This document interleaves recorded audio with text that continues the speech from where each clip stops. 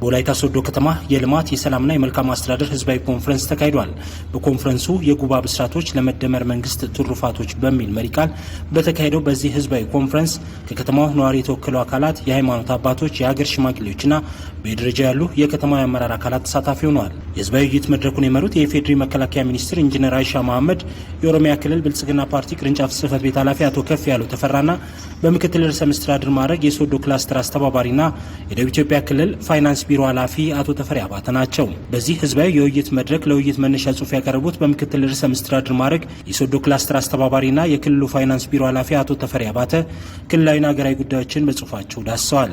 ከቀረበው የውይይት ጽሑፍ መነሻነትም የኮንፈረንሱ ተሳታፊ የሆኑ የሶዶ ከተማ ነዋሪዎች ሀሳብና አስተያየት የሰጡ ሲሆን በተለይ በልማት ረገድ የተሰሩ ስራዎች እንደ ሶዶ ከተማ የሚያስመሰግኑ መሆናቸውን ተናግረዋል። ለአመታት መሬት ላይ ሳይወርድ የቆዩ ነገሮች በሙሉ በመሬት ላይ የወረዱበት ፍንጭ ያየንበት በእውነት ወላይታ የካሳ ዘመን ለሶዶ ከተማ የካሳ ዘመን ነው የሚለው እኔ ካሳ ነው። ምክንያቱም በጣም ስንጠይቅ ይሄ ቅድም ሲነሳ የነበረው ከሌዊ እስከ ግብርና ያለው ከጦና አደባባይ እስከ ታች አረካ መገንጠያ ድረስ ያለው መንገድ ሰፈረም ይዛ አካባቢ ነበረና ፊቲሽን ተፈራርመን ያልሄድንበት ጊዜ የለም። ከ23 ጊዜ በላይ ፊቲሽን ተፈራርመን ሄደን ነበረና እግዚአብሔር ይሄንን መልካም አደረገ። እኛ እንደ ደቡብ ኢትዮጵያ ህዝብ እንደ ሶዶ ከተማ ነዋሪ ያየነው ምንድነው? በእውነት በ7 ዓመት ውስጥ 70 ዓመት ያልተሰሩ ትልቅ ግዙፍ ሜጋ ፕሮጀክቶች አባይ ተጀምሮ ቀረ የተባለውን አሳክተን አይተናል። ይሄ ትልቅ ነገር ነው። ከሰላምና ጸጥታ አንፃር ወላይታ ሶዶ ከተማ ከዚህ በፊት የተወሰኑ ችግሮች በየጊዜው ሲከሰቱ ነበር። ግን አሁን በጣም በጥሩ ሁኔታ እየሰራ ነው። ሰላም እየሰፈነበት ነው። ጅምር ስራዎች መልካም ቢሆኑም አሁንም በልማትና መልካም አስተዳደር በኩል አሉ ያሏቸውንና ሊስተካከሉ የሚገባቸውን ጉዳዮች የኮንፈረንሱ ተሳታፊ የሆኑ የከተማዋ ነዋሪዎች አንስተዋል። አንድ እንደ ወላይታ ማሳስበው በግብርና በኩል እኔ በእያንዳንዱ ቀበሌና በእያንዳንዱ መንደር እየዞርኩ እየሰበኩ ነኝ።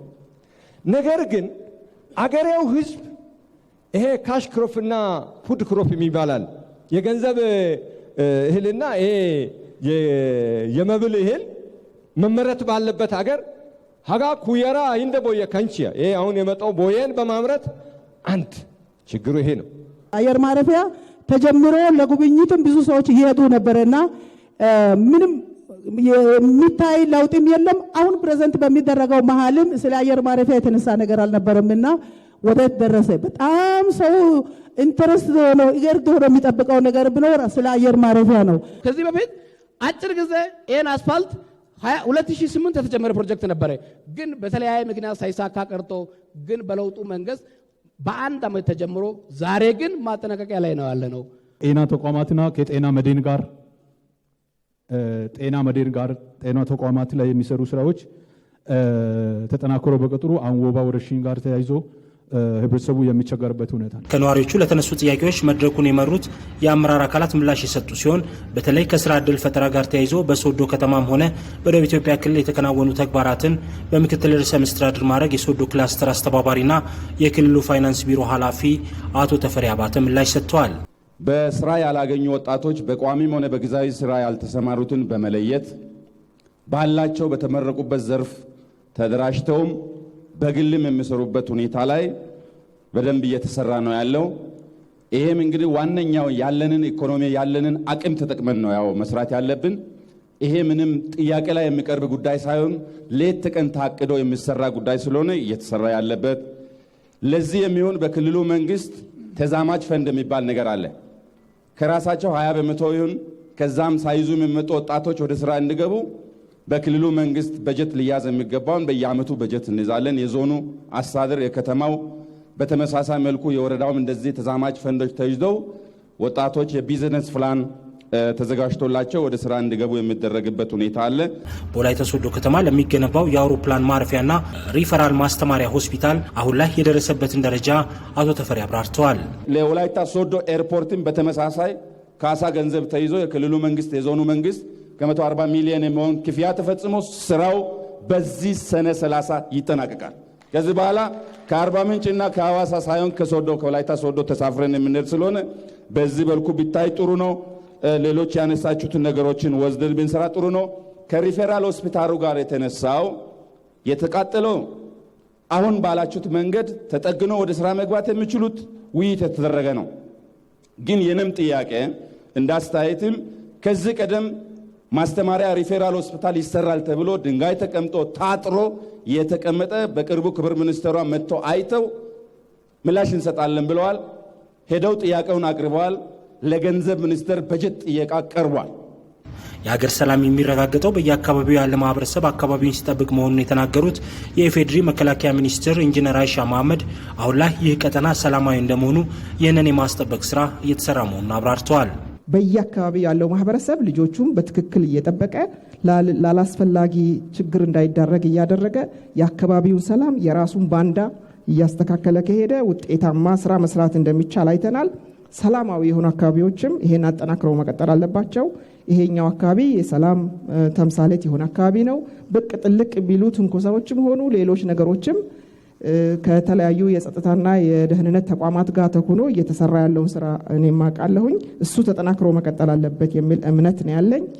የኦሮሚያ ክልል ብልጽግና ቅርንጫፍ ጽህፈት ቤት ኃላፊ አቶ ከፍያለው ተፈራ የመልካም አስተዳደር ችግር እንደ ሀገር የምንፈተንበት እንደሆነ ገልጸው ይህንን ለመቅረፍ የተካሄደበት ርቀት ለውጥ እያመጣ ነው ብለዋል። ከመልካም አስተዳደር ጋር ተያይዞ የተነሱ ጉዳዮች ሶዶ ውስጥ ብቻ ያለ ወይንም ወላይታ ዞን ውስጥ ብቻ ያለ ችግር አይደለም። ይሄ እንደ ሀገር ሁሉም ቦታ የምንፈተንበት ችግር ነው።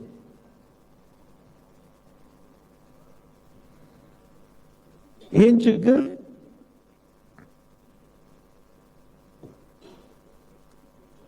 ቴክኖሎጂን በመጠቀም የተወሰነ ማቅለል ይቻላል። ትራንስፓረንሲን ኢንሃንስ ስለሚያደርግ ቴክኖሎጂ አገልግሎት ሰጪና አገልግሎት ተቀባይ በአካል መገናኘት ካልቻለ ጉቦ ሊጠይቅ የሚችልበት አግባብ አይኖርም። እንደ ሀገር ያሉ የአካባቢ ትውፊቶችን መጠቀም በመልካም አስተዳደርም ሆነ በሰላም ግንባታ ለውጥ እንደሚያመጣ የገለጹት አቶ ከፍያለው በሁሉም መስክ የመጡ ያሉ ለውጦች ተጠናክረው እንዲቀጥሉ በትኩረት እንደሚሰራም አንስተዋል። እነዚህን ነገሮች ማጣመር ከቻልን የመልካም አስተዳደር ችግሮችን በከፍተኛ ሁኔታ መቅረፍ እንድንችል ያግዘናል ብዬ አስባለሁ። ከዛ ባሻገር አመራርን በተመለከተ ያነሳችሁት ትክክል ነው። አመራር መጥቶ አቅዶ ያቀደውን ሳይተገብር በማግስቱ የሚነሳ ከሆነ ውሃ ቅዳ ውሃ መልስ ነው የሚሆነው ማለት ነው። ከዚህም ጋር ተያይዞ እኛ እንደ ክልሉ መንግስት እንደ ኦሮሚያ ብሔራዊ ክልላዊ መንግስት ይሄ ትልቅ ችግር ነበረብን። እኛ የጀመርነው ግስጋሴ በምንም ነገር እንዲደናቀፍብን አንፈልግም።